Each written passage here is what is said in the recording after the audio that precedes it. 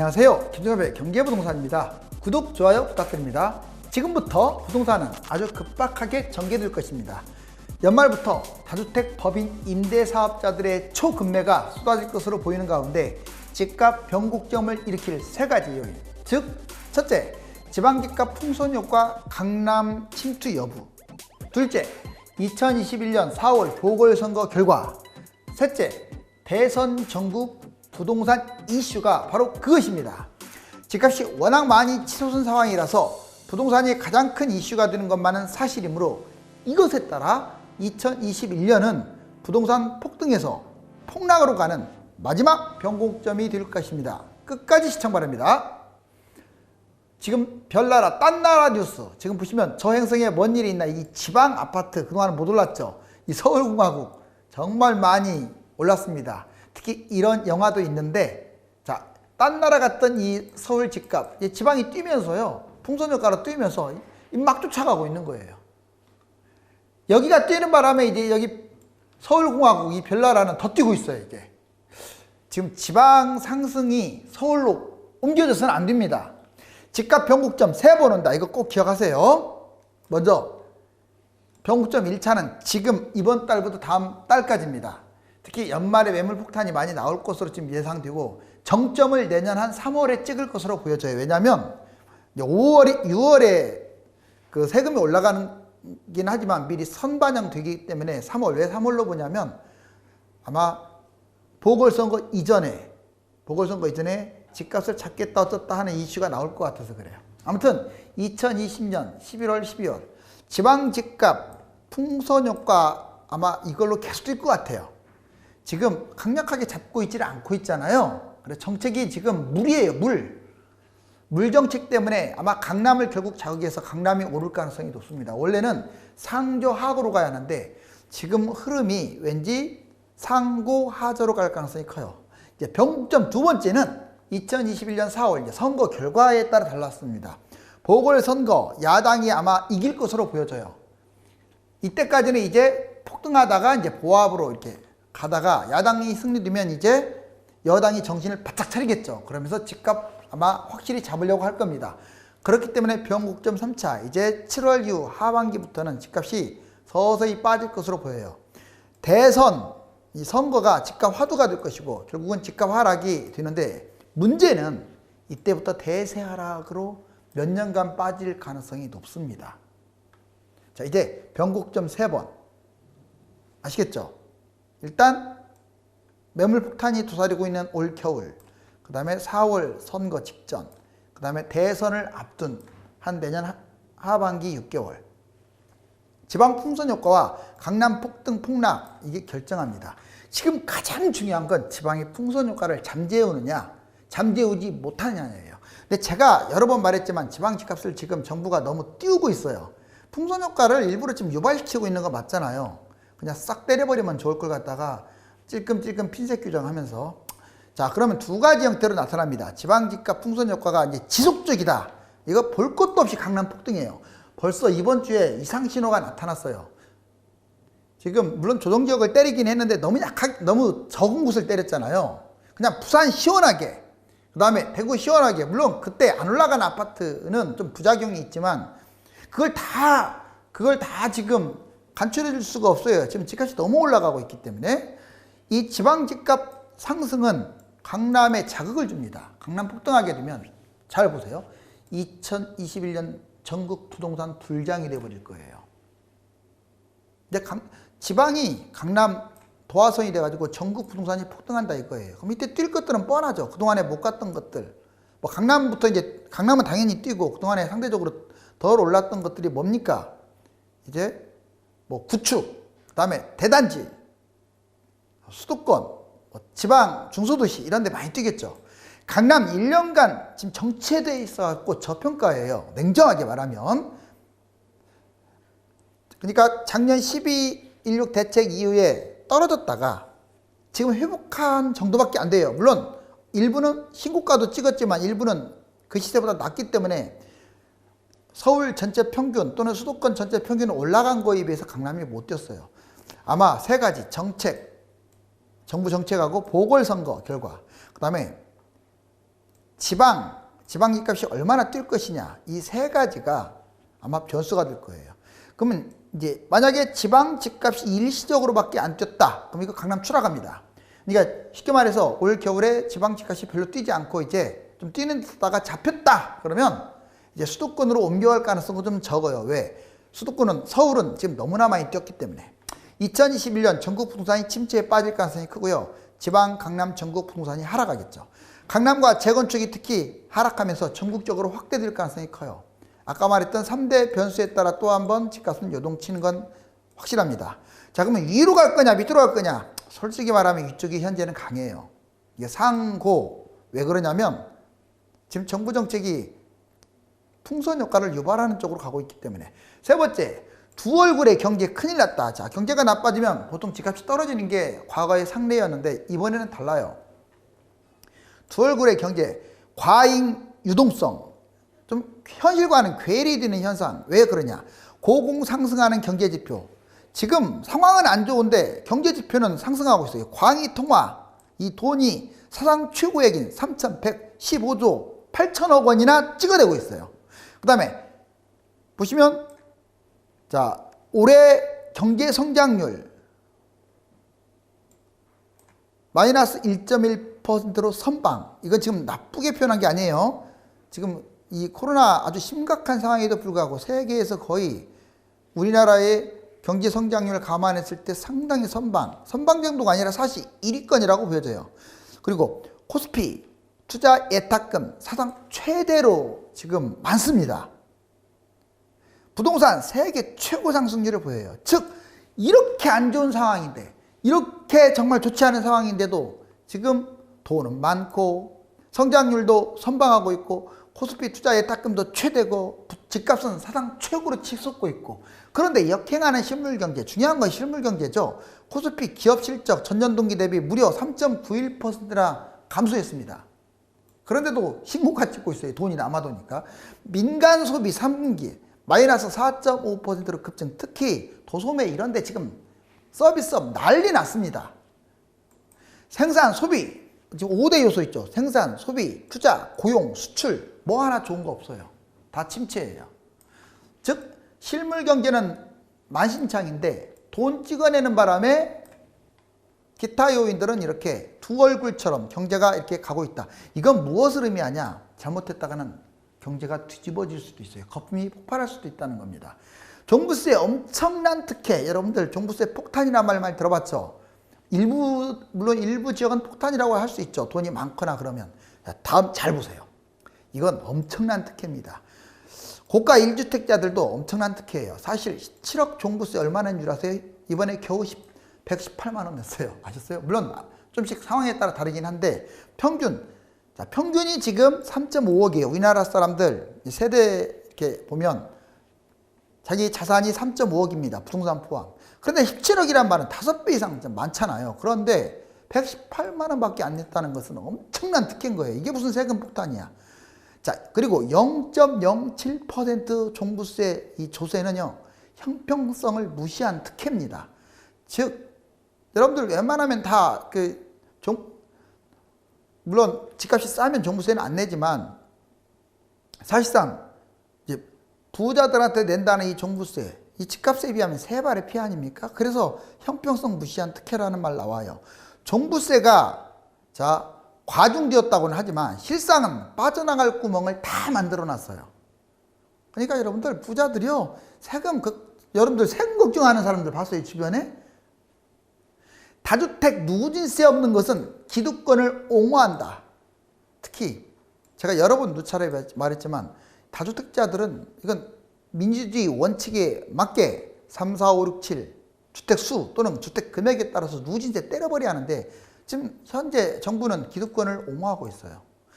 그 다음에 이제 이게 더 문제입니다. 수백 채 임대주택 사업자. 자, 여러분들 이제 아파트 임대주택 사업 못하는 거 아시죠? 그런데 이게 좀 문제가 있어요. 보세요. 지금 제일 집을 많이 갖고 있는 1위 753채 약 5,271억 원을 갖고 있어요. 그런데 2위는 591채, 3위도 500채대.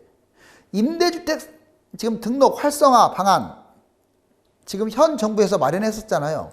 이러다 보니까 이때 집을 잡은 사람들, 753채 잡은 사람들 종부세 빵원입니다.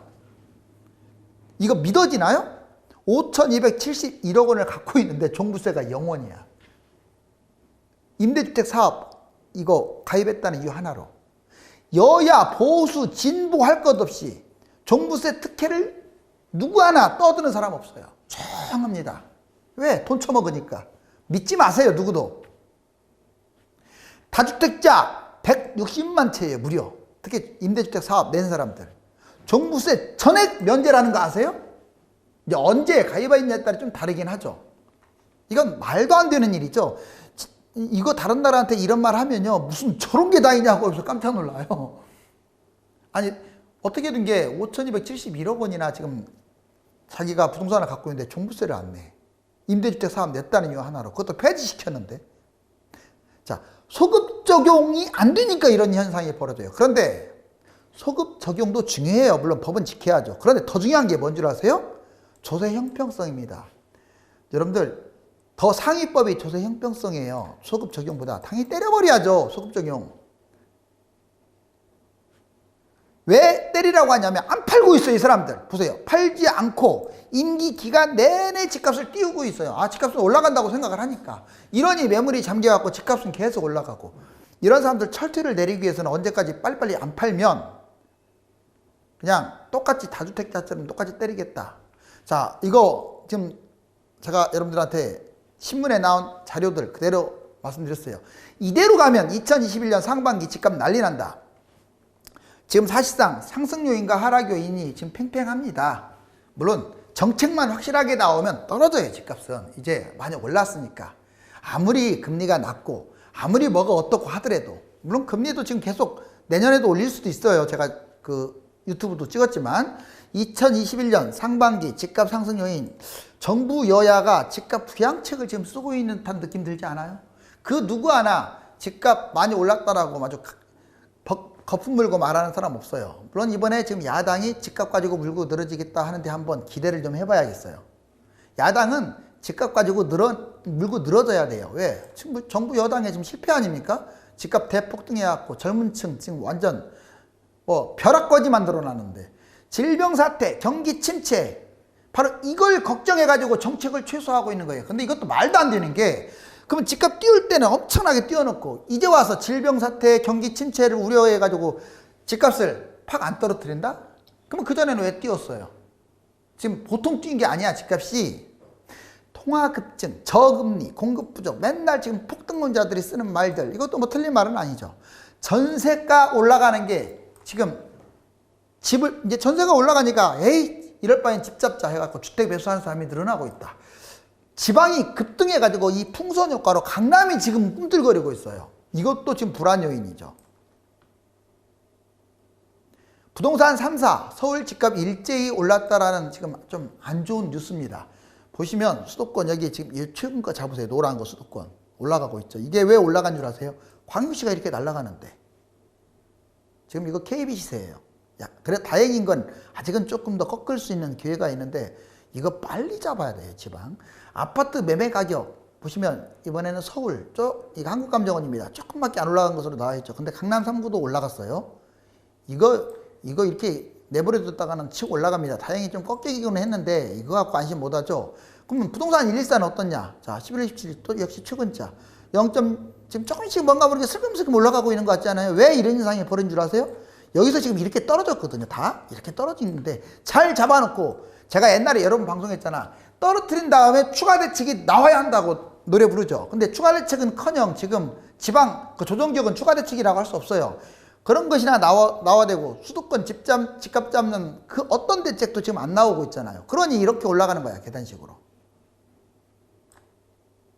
조정지역, 그런데 좀 긍정적인 지표도 있습니다. 집값 하락에. 조정지역 규제 효과가 확실히 드러나고 있고요. 풍선 효과. 자, 제가 지금 근거 자료로 말씀드릴게요. 무슨 김포가 빠졌냐, 누가 이런 말을 하는데 하루아침에 빠지겠어요? 자, 이 코스대로 빠집니다. 보세요. 자, 김포 여기 나왔고, 얘가 2.73이나 올랐던 게 0.98로 확 지금 상승폭이 감소돼가지고 무려 1.75나 빠졌어요. 이거 지금 일주일 만에 이랬잖아요. 그럼 다음 주부터는 마이너스로 돌아설 가능성이 있고, 이미 마이너스가 된 것도 있고 하기 때문에 이런 거예요. 그 다음에 부산광역시 수영구, 해운대구, 수성구, 동래구, 남구, 연제구, 부산하고 대구 한번 보세요. 지금 이렇게 올랐던 것들이 1점대였죠. 지금 0점대로 확 줄지 않았어요? 다 마이너스 엄청나게 빠졌죠. 아직은 마이너스로 완전히 돌아서진 않았지만 하루아침에 돌아설 일은 없잖아요. 그 뜨겁던 열기가 이번 주 다음 주 하면서 빠질 가능성이 커요. 자, 그런데 오른쪽 보세요. 풍선 욕구는 이번에 반대로 나타나죠. 부산광역시 금정구, 그 다음에 창원시, 부산광역시 강서구, 다음 파주 여기 이곳들 보면 자 11월 3주차 때 별로 안 쪘었어요. 0.46, 0.24. 근데 11월 4주차 때 확대돼 버렸어요. 풍선 효과로. 확대된 거 보이죠? 그래갖고 뛴 폭이 이만큼이에요. 즉 전반적으로 여기 충청도도 마찬가지예요. 뭐 대구 나머지 구도 마찬가지고 지금 상승폭이 전반적으로 확 증가하고 있음을 알 수 있어요. 이건 무엇을 보여주느냐? 자, 조정 지역으로 때리면은 집값 떨어진다는 것을 보여주는 자료예요. 그런데 일부러 아무튼 참 답답하게 운영하죠.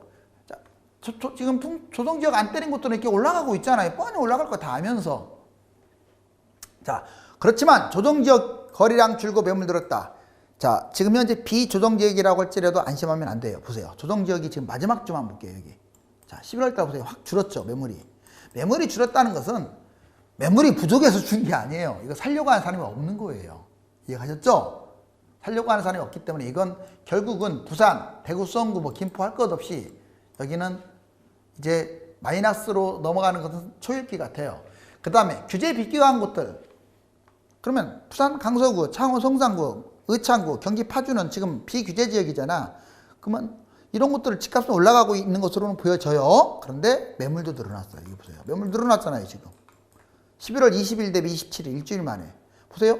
규제 비교한 곳 이참에 팔자. 부산, 강서 일주일 매물 43%나 증가했다. 즉, 풍선 효과도 오래 못 갈 것임을 보여주고 있습니다. 자, 양도소득세가 어떻게 바뀌느냐. 이 소득세 문제로 내년 이제 5월 달까지인데 6월 달부터는 아마 올라갈 것 같아요. 이제 세금이 올라가니까 집값이 떨어지는 요인으로 작용할 가능성이 큽니다. 지금 보면 입주권, 분양권 해갖고 1년 미만에 팔면 70, 2년 미만에 팔면 60, 이런 식으로. 다주택자 중과세율도 현행 기본세율 40에 10%. 근데 2주택자 20%로 올라가요. 3주택자는 기본세율 40에 20%, 60%인데 기본세율이 30으로 올라가고 최대 72%까지 뜁니다.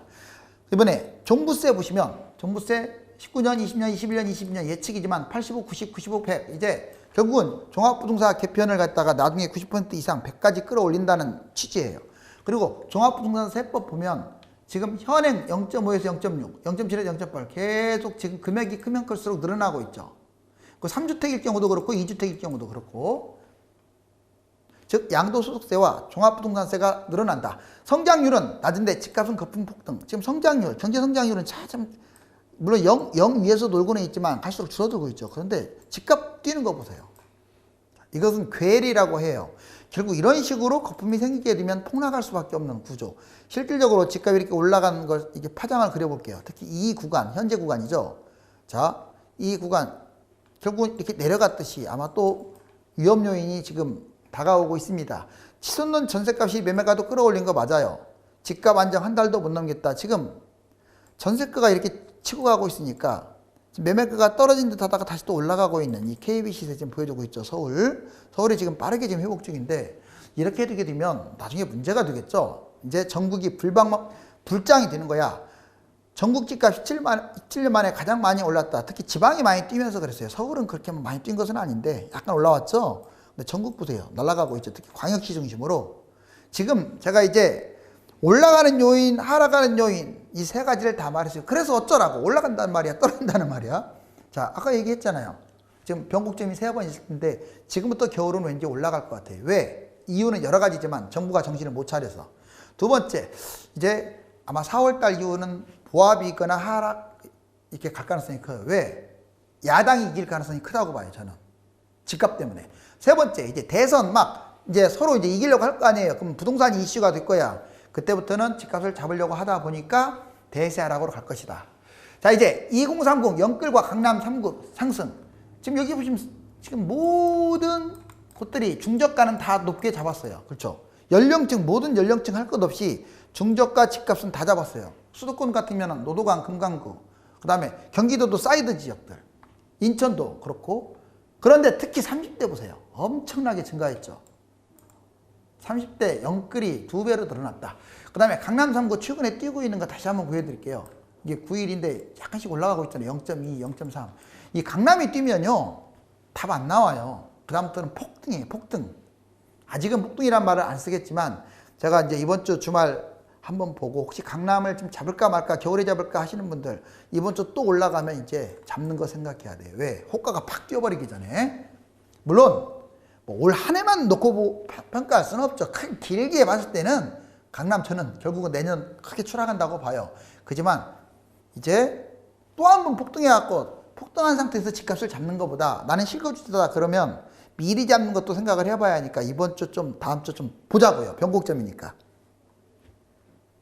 월급만 믿다가 벼락거지. 참 벼락부자는 들어봤어도 벼락거지. 자, 지금 일은 안 하고 부동산 열심히 두들기고 있고 핸드폰을 보고 있네요. 집값은 계속 오르기만 한다는 발상은 아주 위험합니다.